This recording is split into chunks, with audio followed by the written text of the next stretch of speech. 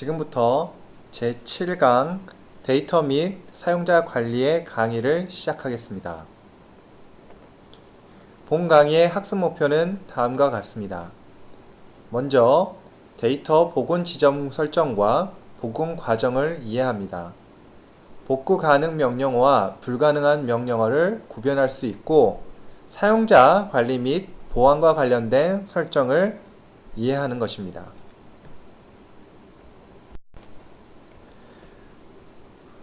먼저 데이터 복원과 복구에 관한 명령어들을 학습하도록 하겠습니다. 데이터 복원 지점을 정하는 것은 커밋과 롤백 명령어를 사용하시면 됩니다. 먼저 커밋은 수정된 내용을 데이터베이스에 적용하는 데 사용됩니다. 롤백의 경우에는 이전에 변경된 데이터를 취소하고 직전의 커밋이 수행된 지점까지로 다시 돌아가는 것을 의미합니다. 따라서 데이터베이스에 한번 커밋이 이루어지면 롤백하는 것이 불가능하기 때문에 커밋을 신중하게 해야 됩니다. 현재 MySQL에서는 명령어를 실행하면 자동으로 커밋을 함께 실행하게 되어 있습니다. 따라서 이러한 자동으로 커밋하는 것을 막기 위해서 시스템 변수를 변경해야 하는 작업을 먼저 수행해야 됩니다. 이를 위해 set 명령어를 사용하여 auto commit이라고 불리우는 환경 변수의 값을 0으로 설정해 주는 작업이 필요합니다. 그럼 커밋과 롤백이 어떻게 동작하는지 실습을 통해 알아보도록 하겠습니다. 실습을 위해서 다음과 같이 MySQL 커맨드 라인 클라이언트를 실행합니다. 커맨드 라인 클라이언트 실행 후에는 show databases라는 명령어를 통해 현재 작업 가능한 데이터베이스의 목록을 확인합니다. 저희는 학사 데이터베이스를 사용하기 때문에 use라는 명령어를 통해서 학사 데이터베이스를 사용하겠다는 것을 시스템에 알려줍니다.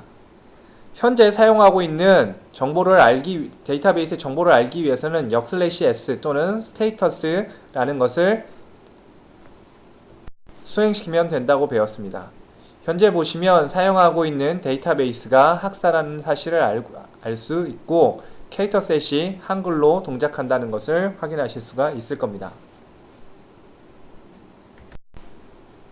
현재 학사 데이터베이스에는 다음과 같은 테이블이 존재합니다. 테이블을 확인하기 위해서는 show tables라는 명령어를 사용하시면 됩니다. 혹시 인사라는 테이블이 없을 경우에는 이전의 내용을 복습하는 의미에서 다음과 같이 인사 테이블을 생성해 주시면 됩니다. 인사 테이블을 생성하는 방법은 이전 강의에서 배웠던 것처럼 create table이라는 명령어를 사용합니다.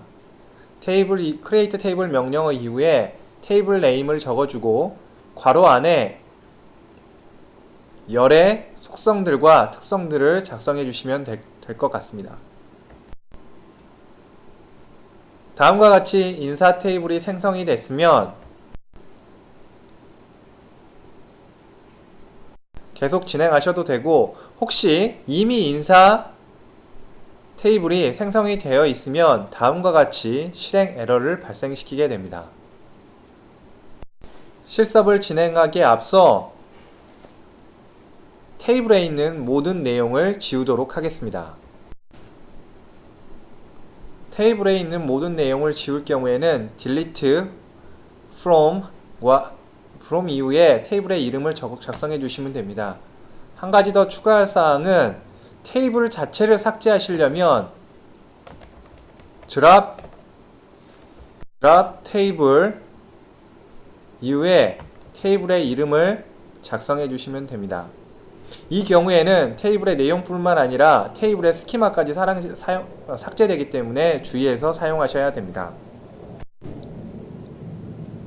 delete from 절에 의해서 테이블의 내용이 사라졌는지 한번 확인해 보도록 하겠습니다. 확인을 위해서는 select from 인사라는 명령어를 통해서 테이블의 내용이 모두 삭제됐다는 것을 확인할 수 있습니다.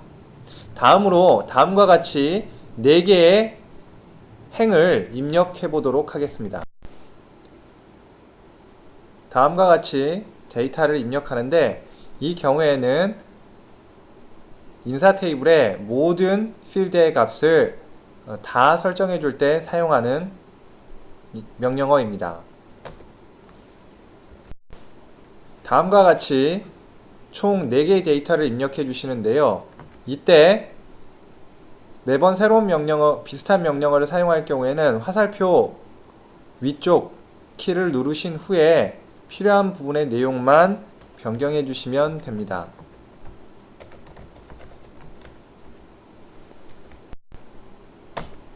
다음과 같이 4개의 데이터가 입력이 됐으면 결과는 select 명령어를 통해서 확인해 보실 수 있습니다.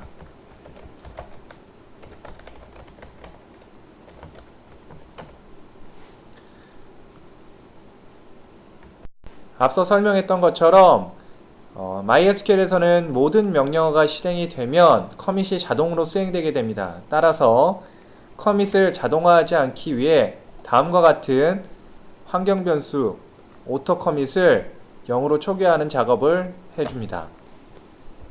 그리고 앞서 배웠던 것처럼 번호 4번의 내용을 고양을 독도로 갱신하는 업데이트 문을 실행시켜 보도록 하겠습니다.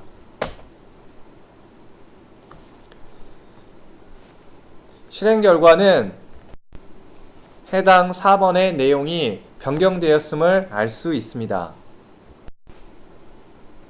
select 문을 사용하여 결과를 확인해 본 결과 이순신의 번호가 4번인 이순신의 고향이 서울에서 독도로 바뀌어 있는 것을 확인하실 수 있을 겁니다.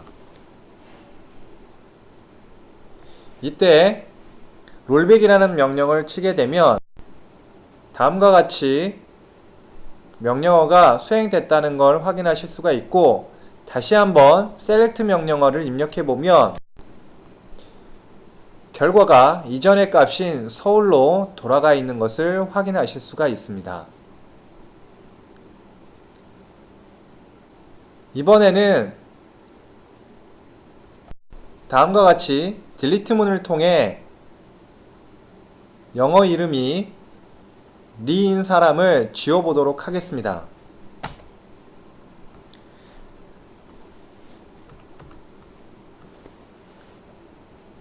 데이터가 삭제됐다는 결과가 출력이 되며 내용을 살펴봤을 때 번호 4번인 이순신의 데이터가 사라진 것을 확인하실 수가 있습니다.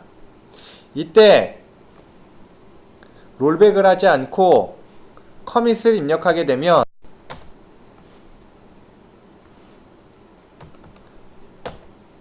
결과에 변화가 없고, 혹시 롤백 명령어를 작성하더라도 데이터가 복원되지 않는 것을 알 수가 있습니다. 이처럼 커밋이 수행되지 않은 데이터의 변경은 롤백이 가능하며, 커밋이 수행된 후에는 데이터를 롤백할 수 없다는 것을 알 수 있습니다. 다음으로 세이브 포인트와 트렁케이트 작업에 대해서 알아보도록 하겠습니다. 세이브 포인트는 변경된 지점, 즉 저장 지점을 생성하는 명령어입니다. 세이브 포인트로 저장 지점을 생성하면 insert, delete, update 작업을 한 후에 롤백 명령어를 통해서 원하는 저장 지점으로 다시 복구가 가능합니다. truncate 명령의 경우에는 delete 명령과 같이 모든 행이 삭제되는 명령어지만 테이블 자체는 삭제되지 않습니다. 하지만 delete 명령과는 달리 테이블 삭제 처리 이후에 롤백을 통해 데이터를 복원할 수 없다는 단점이 있습니다. 실습을 통해 세이브 포인트와 트렁케이트에 대해 이해해 보도록 하겠습니다. 실습을 위해서 커맨드 라인 클라이언트를 실행시키고 다음과 같이 인사 테이블의 내용을 확인합니다. 업데이트 명령어를 통해서 현재 번호 2번의 고향을 수원으로 변경해 보겠습니다. 변경한 결과를 확인해 보면 2번의 데이터가 수원으로 변경된 것을 확인할 수가 있고, 이때 이 지점에 저장 지점을 한번 생성해 보도록 하겠습니다. 다음과 같이 현재의 세이브 저장 지점의 이름을 AA라고 설정을 해 보겠습니다. 설정 이후에 delete 명령어를 통해서 데이터를 삭제해 보도록 하겠습니다. 다음과 같이 번호 3번의 내용을 삭제해 보도록 하겠습니다. delete 명령어를 통해서 데이터를 삭제하면 다음과 같이 3번의 데이터가 삭제되어 있는 것을 알 수가 있습니다. 이때 롤백 명령어를 통해서 다시 복원 지점으로 복구를 해 보겠습니다.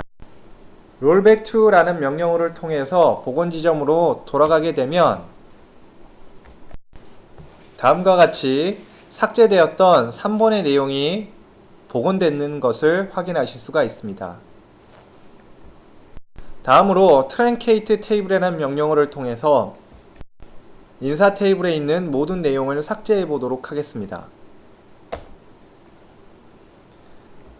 삭제 이후에 인사 테이블의 내용을 살펴보면 테이블에 내용이 아무것도 없다는 것을 알 수가 있습니다. 이후에 롤백 명령어를 통해서 다시 복원 지점으로 가보겠습니다. 하지만 명령어에서 확인하는 것처럼 롤백 포인트가 사라진 것을 확인할 수 있으며, 실제로 셀렉트 문을 사용해도 예전 내용으로의 복원이 되지 않음을 알 수가 있습니다.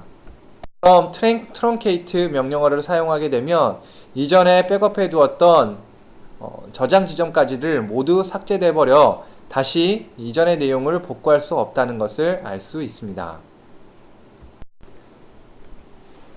다음으로 사용자 관리 및 보안에 대한 이슈에 대해서 설명하도록 하겠습니다. 루트 사용자에 대한 정보는 데이터베이스에 저장된 데이터의 부정확한 사용이나 잘못된 사용에 대비해야 해서 보호되어야 합니다. 이를 위해서 grant라는 명령문을 사용하여 사용자의 접근 권한들을 제어할 수가 있습니다. MySQL에서는 사용하는 키워드, 도움말, 사용자별 비밀번호나 권한 같은 것을 별도로 설정하실 수가 있습니다. 이를 위해 먼저 루트 계정의 비밀번호를 변경하는 방법을 살펴보도록 하겠습니다. 루트의 비밀번호를 바꾸기 위해서는 set password라는 명령어를 사용하시면 됩니다. 아래와 같이 set password for와 함께 사용자 계정을 적어주며 at 이후에 localhost를 적어주는 이유는 해당하는 MySQL이 네트워크를 통해서 접속할 수 있는 서버의 형태로 수행되기 때문에 계정이 존재하는 위치를 적어주셔야 됩니다. 여기서 localhost라 함은 현재 MySQL이 설치된 컴퓨터라고 생각하시면 될 것 같습니다. 이후에 password라는 함수를 사용해서 비밀번호를 변경해 주시면 됩니다. 다른 방법으로는 사용자 및 모든 설정에 대한 데이터는 MySQL이라는 데이터베이스에 저장되어 있습니다. 따라서 MySQL이라는 데이터베이스를 직접 접속하여 업데이트 명령어를 통해 해당하는 값을 변경시켜 줄 수도 있습니다. 예를 들어 MySQL 데이터베이스를 직접 액세스하는 경우에는 use라는 명령어를 통해서 현재 작업하고 있는 데이터베이스를 변경시켜 주신 후에 업데이트 유저 테이블의 이름, set, 그리고 패스워드는 반드시 패스워드 함수 안에 값을 사용하셔야 되고, where저를 통해서 유저가 루트인 경우만 값을 바꿔라 라는 식으로 설정을 해주시면 됩니다. 이때 설정 이후에 다시 이 설정을 적용하기 위해서는 flush privileges라는 명령어를 꼭 수행해 주셔야 됩니다. 이전에 배웠던 커밋과 마찬가지로 flush privileges 명령이 수행되지 않으면 MySQL 유저 테이블의 MySQL 데이터베이스 유저 테이블 내에 변경된 내용은 반영되지 않습니다. 다음으로 패스워드 함수에 대해서 알아보겠습니다. 패스워드는 해독할 수 없는 암호화 방식으로 패스워드를 저장하기 위한 함수입니다. 베이스 64 인코딩 방식을 사용해서 디코딩은 가능하지만 패스워드 함 속에 해독 함수가 존재하지 않기 때문에 한번 설정한 패스워드는 데이터베이스에 저장이 되고 데이터베이스에 저장한 패스워드는 다시는 플레인 텍스트로 확인하실 수가 없습니다. 사용자 생성을 위해서는 create user라는 명령어를 사용하면 됩니다. 이때 뒤에 identified by라는 절을 사용해서 비밀번호를 입력해 주실 수가 있습니다. 예를 들어 create 문을 사용해서 새로운 사용자 김이라는 사용자를 생성하고 암호를 김123으로 설정하기 위해서는 다음과 같이 명령어를 작성하시면 됩니다. create user, 사용자 이름, identified by, 다음에 패스워드를 입력해 주시면 됩니다. 지금까지 배운 내용을 바탕으로 패스워드를 변경하고 사용자를 추가하는 실습을 진행해 보도록 하겠습니다. 먼저 루트 계정의 패스워드를 변경하기 위해서 다음과 같이 명령어를 작성해 줍니다. set password for root at localhost equal password 12345 라고 설정을 해준 후에 엔터를 입력하시면 패스워드가 변경되는 것을 알 수 있습니다. 새로운 클라이언트를 실행해서 과연 패스워드가 변경되어 있는지 여부를 한번 확인해 보도록 하겠습니다. 새로운 클라이언트를 실행시키시고 새로 변경된 비밀번호를 작성한 후에 로그인이 성공하는 것을 확인하실 수가 있습니다. 다음으로 데이터베이스를 직접 갱신해서 암호를 변경하는 방법을 실습해 보도록 하겠습니다. 이를 위해서 MySQL 데이터베이스를 사용하겠다는 유주 명령어를 사용해 주시고 다음과 같이 사용자 계정이 루트인 경우 패스워드를 변경하겠다라는 업데이트 명령어를 작성해 줍니다. 업데이트 명령어 실행 후에는 flush privileges라는 명령어를 반드시 작성해 주셔야만 새로 변경된 내용이 적용될 수 있게 됩니다. 마찬가지로 새로운 커맨드 라인 클라이언트를 실행해서 결과를 확인해 보면 패스워드가 변경된 것을 알 수가 있습니다. 다음으로 사용자를 추가하는 명령어를 알아보도록 하겠습니다. 사용자 추가는 create user와 identify by password로 구성되어 있습니다. 다음과 같이 명령어를 작성하시고 실행시키게 되면 새로운 사용자가 추가되는 것을 알 수 있습니다. 결과 확인을 위해서는 유저 테이블에 있는 내용들을 확인하시면 되는데요. 워크벤치를 통해서 확인해 보도록 하겠습니다. 다음과 같은 셀렉트 구문을 사용해서 유저 테이블의 내용을 확인해 보도록 하겠습니다. 유저 테이블의 내용을 확인하게 되면 유저 테이블의 내용이 두 개의 행으로 구성되어 있다는 걸 알 수 있고 사용자 키의 정보와 패스워드가 입력되는 것을 알 수 있습니다. 그리고 별다른 권한을 설정하지 않았기 때문에 대부분의 권한 설정이 되어 있지 않는 것을 확인하실 수가 있습니다. 다음으로 사용자에게 권한을 설정하는 방법에 대해서 알아보도록 하겠습니다. 권한 설정은 grant라는 명령을 통해서 수행이 되게 됩니다. grant 명령은 grant all privileges on 이후에 해당하는 데이터베이스 명과 to 이후에 해당하는 사용자 명을 적게 됩니다. 이때 데이터베이스 명 이후에 나오는 별표는 데이터베이스 안에 속하 있는 모든 테이블에 대해서 동일한 권한을 부여하겠다라는 내용이 됩니다. 예를 들어 사용자 킴의 모든 데이터베이스에 모든 권한을 가지고 관리할 수 있도록 권한을 부여하기 위해서는 grant all privileges on 별표점 별표라고 하시고 to 이후에 김의 패스워드와 로컬호스트를 작성해 주시면 됩니다. 혹시 선택적으로 권한을 부여하고 싶으실 때는 해당하는 데이터베이스 이름과 각 명령어들의 키워드를 입력해 주시면 됩니다. 예를 들어서 사용자 리에게 학사 DB에 select, insert, update만을 부여하고 싶을 경우에는 grant, select, insert, update, delete on 학사 별표 to kim localhost라고 하시면 됩니다. 이러한 권한은 다시 회수할 수가 있는데 회수할 때는 revoke라는 명령어를 사용하시게 됩니다. 예를 들어 사용자 김에게 학사 데이터베이스에서 select, update 권한만을 회수하고 싶을 경우에는 revoke, select, update on 학사 별표 from kim at localhost라고 작성을 하시면 됩니다. 마지막으로 사용자를 삭제할 경우에는 drop이라는 명령어를 통해서 유저를 삭제할 수 있습니다.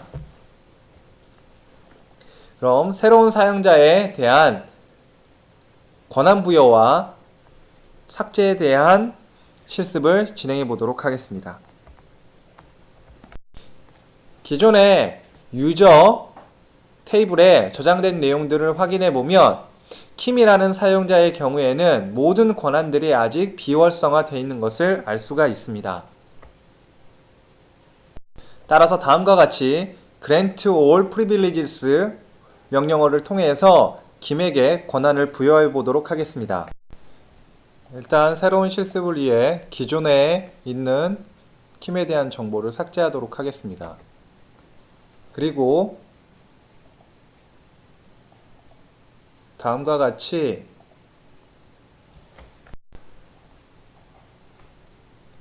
KIM이라는 사용자가 로컬호스트 안에서 사용될 수 있도록 계정을 생성해 줍니다. 생성 이후에 결과를 확인하면 다음과 같습니다. KM이라는 사용자가 추가되었고 KIM이라는 사용자가 동작할 영역은 로컬호스트로 지정이 되었습니다. 현재 이 사용자에게 부여된 권한은 아무것도 없다는 것을 권한 부여를 위해서 다음과 같이 명령어를 입력하고 실행을 하게 됩니다. 명령 실행 이후에 결과를 확인하게 되면 관리자 권한을 제외한 거의 대부분의 기능들에 대해서 모두 권한이 설정되어 있는 것을 확인하실 수가 있습니다. 다음으로 선택적으로 권한을 부여하기 위해서 학사 테이블에 대한 내용만 접근할 수 있도록 설정을 해보도록 하겠습니다. 다음과 같이 grant 명령어 이후에 선택한 명령어들만 지정을 하고 해당하는 데이터베이스도 지정을 해보도록 하겠습니다. 현재 데이터베이스는 학사 데이터베이스에 적용이 된 내용입니다. 이미 동일한 내용들이 적용되었기 때문에 큰 차이는 보이지 않습니다. 이번에는 다음과 같이 모든 권한을 한번 삭제시켜 보도록 하겠습니다. 다음과 같이 권한을 제거하면 보이는 것처럼 select와 delete에 권한이 삭제되어 있는 것을 확인하실 수가 있습니다. 마지막으로 사용자 삭제를 위해서 drop 명령어를 사용해 보겠습니다. drop 유저 명령어를 사용하게 되면 해당 사용자는 테이블에서 삭제가 되는 것을 유저 테이블에 삭제가 되는 것을 볼 수 있게 되고 더 이상 해당 계정을 사용할 수 없게 됩니다. 이것으로 제7강의 강의를 마치겠습니다. 감사합니다.